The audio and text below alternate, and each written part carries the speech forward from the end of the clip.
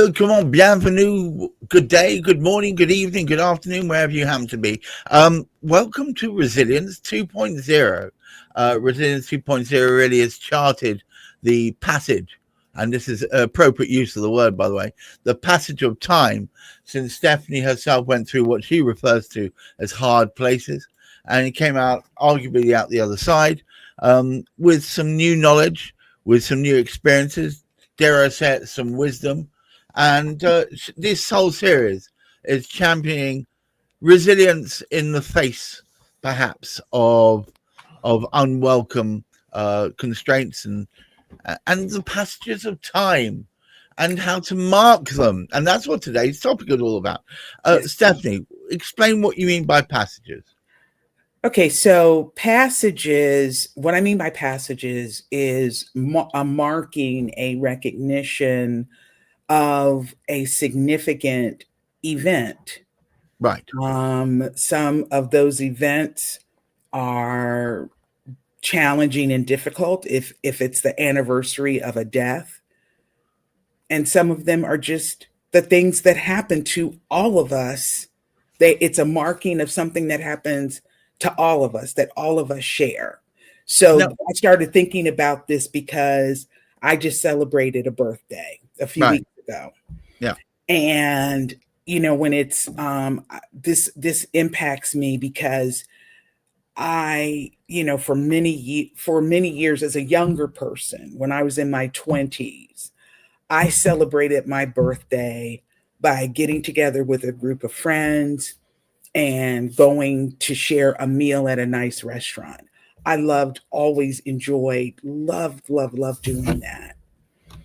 And then, as my life went on and I added people to my life and added relationships to my life, I stopped marking those passages, not because I wanted to, but because it became a thing of self-preservation, because my birthdays weren't acknowledged, or Mother's Day or Valentine's Day or Christmas, and so as a way of protecting myself, I just said, well, these days really just aren't important, and I just stopped marking them.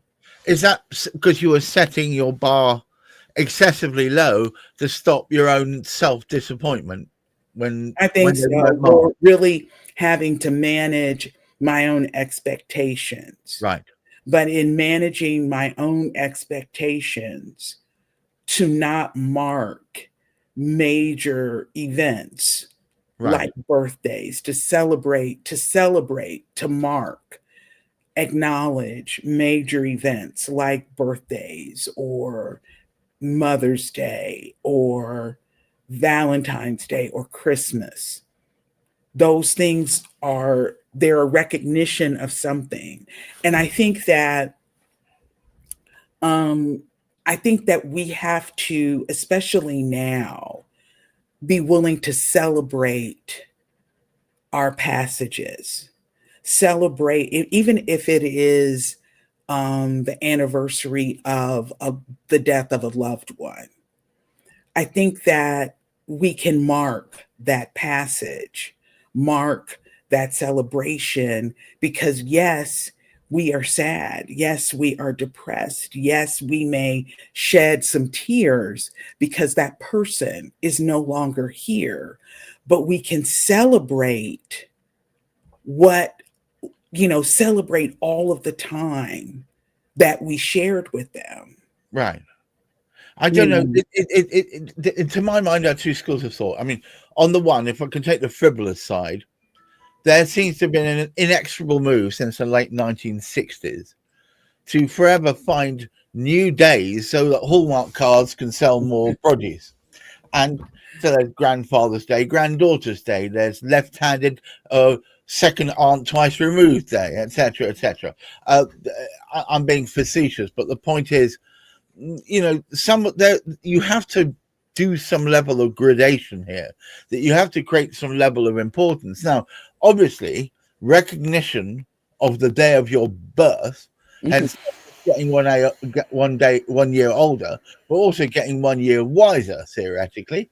Hmm. That seems to be an important one.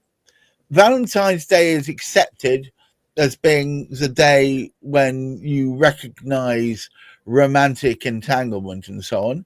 I'm a bit worried about that one because I think it places undue pressure upon people to be romantic when, as we both know, that can be but a facade.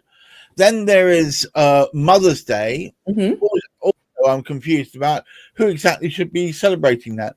I thought it was the children of the mother that should Hmm. be celebrating that, not necessarily the husband, but some people say the husband should be. Um, and Well, when also, you have really little kids, if your children are really small, right. it's not like they can drive themselves to the card store or order flowers or I don't know, go buy candy or something. No, I've taken now. Some people accuse me unjustly of doing this to save money. It isn't to save money. I started. I think. Well, Heather and I've been together 21 years, and I started doing this practice 20 years ago. So it's become it's become my own practice, as it were, my own tradition. But I make cards for my wife's birthday and for Christmas. And the Hmm. reason for that is I don't like the words they write inside modern cards. Some sort of terrible rhyme. Um, uh, doesn't quite say what I want it to say, or rather, Hmm. it says too much. I'm not a person who's like mega effusive about these things. I'd rather just say, I love the fact that you always there to support me no matter whether I rise or I fall. That's enough for me. I don't need it to rhyme with 100 other words to make my point. And then But, the other, but sorry, you're no, saying, but the thing is, Gareth, is that it's not so much the cards and whether you bought the card or went out and bought a whole bunch of something or spent a whole lot of money. right? It is the fact that you have taken the time to remember and taken the time to make something that expresses and tells Heather in this case, you are important to me. You are important enough to me that I'm going to take the time to make something for you and take the time. Yeah, That is what it is. and gentlemen out there, if I could just make an appeal to you guys, do this from a management perspective. A Um, management perspective. bear with. You have to a certain extent to manage the ebb and flow of your relationship, and yes, there's a basic love and all the rest of it, and to a certain extent romantic love. To me, it's very practical. If I make her or give her the reason to believe that I actually take notice of her desires and wants and needs and so on, then she becomes much more likely to take notice of my wants and needs. Mhm. It's a practical thing, So it's and a quid pro quo. Well, I'm no, not. I don't expect something in return. What I do know is I'm far more likely if I come up with some crack idea to do something crazy, and she's more likely to go, "Well, go on then, go and have a go." Because let's face it, you take notice of my little peccadillos because I don't need cards and flowers and stuff on my birthdays and at Christmas, but I do know they give her a certain little boost.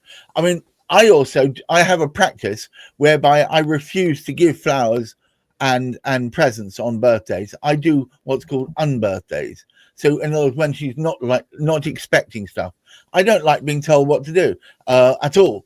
So I'd Mhm. rather not do it. And my one concession is making the cards because at least I put a bit of effort in, and she ends up with something that says the words I actually mean, not the ones that some person at Hallmark has But but taken but help but to see write. though, but Garrett, the thing is that when I think about passages, and then I think about some of my own passages Right. and the years in which I restricted the way that I reflected, the way that I celebrated myself, And I did that by making myself smaller and smaller, and did it as a way of self preservation to want and need less. When I think about those, this is a kind of like down in, almost down in the weeds, like let's start ripping things up by roots and that type of thing.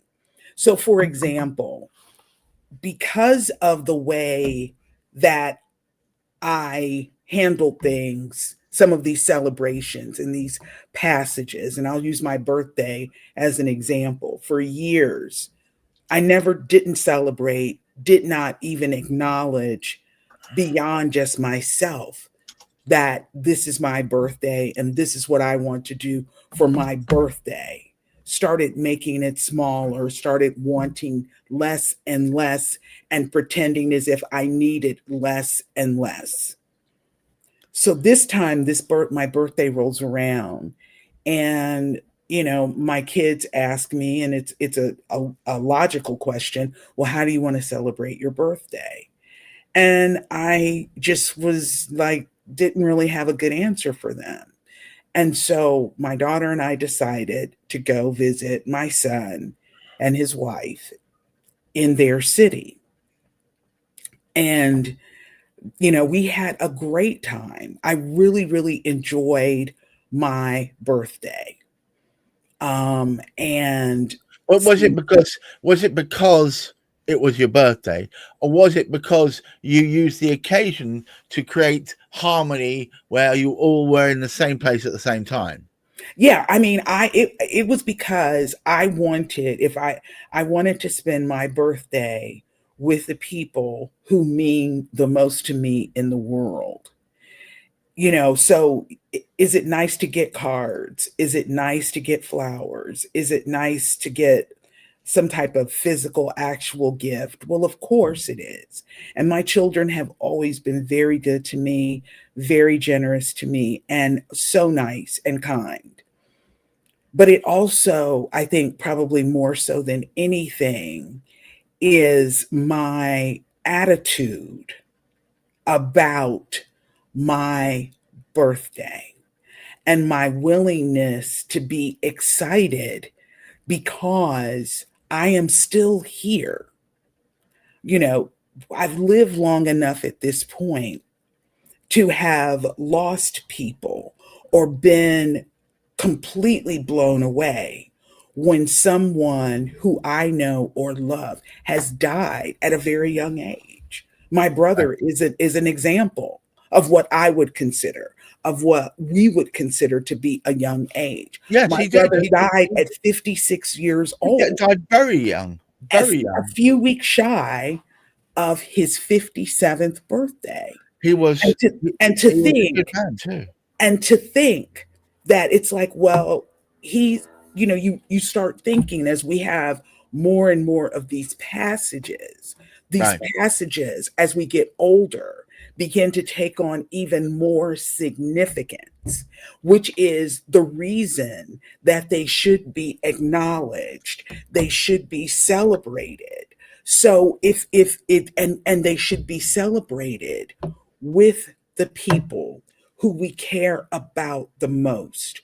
Those passages, and we should not, and I'm saying this to myself, as well as other people who may be struggling with some of these things, these passages and these celebrations, it is to really look at your life and realize not just the preciousness of your life, but the precious time that you may have remaining, whether it be a day or another 30, 30, 40 years. No, I get you. That It's that's a the core good of point, it. well made, because I think people take the passage of time for granted. They Hmm. don't realize that what a blink and suddenly 10 years have passed. And, Exactly. you know, Exactly. if anything, I would say that this today's podcast, to all of you listening, it should be really focused on noticing the things that are important now. Don't wait for them to become important. Let's let's get to quote. I can't remember how to quote this from. I think it's from a film. Get busy living Mm. or get Well, busy dying. One or the other. it's and the thing is that it is to cherish those passages and Right. the opportunities that they present for you to celebrate yourself and how far you have come and the life that you have built. And also to celebrate those people because, this is birthday season in my family. My daughter will have a birthday next month. And I just so admire her for the way that she chooses to celebrate her birthday. She is planning it all out now. She does this. She starts like at the beginning of October with her plan of what she is doing for her birthday. And Right. it is like a whole thing. And I look at her and I'm like, look at how she is celebrating that and she's fully embracing that. And I hope that she can continue and that she will continue to do that throughout her life. And but I have a cousin who's going to have a birthday. My grandfather's birthday would have been, he's been gone for a long time now, over 20 years now, but his birthday will be coming up. My uncle, who's been deceased for several years now, um, his birthday was a few days before mine. And then we will close out the year with my mother's birthday, and my mother will be 90 years old on her birthday. Yes, indeed. And you think about being 90, and it's like all of the living that she has done, all that she has seen, both the bitter and the sweet, the losses that she has navigated. And that is something to cherish and to mark and to celebrate. Right. So that people who are out there, the one thing that I would say is embrace those passages. Embrace. Absolutely. Embrace those passages. Thank you so much, Stephanie. It's been, as usual, an honor. I suppose if anything can be taken from today's session, it's that you may not consider them necessarily important. Other people may not consider them necessarily important. But marking the passage of time, time only goes in one direction. And once something's passed, it's gone. So you might as well mark it as it happens and realize that all it does is it marks an achievement of being here this long and still thriving or still being here. To all of you watching, please keep your feet on the ground, keep reaching for the stars, and please, in these troubled times, look after your mental health. Until next time, goodbye. Bye.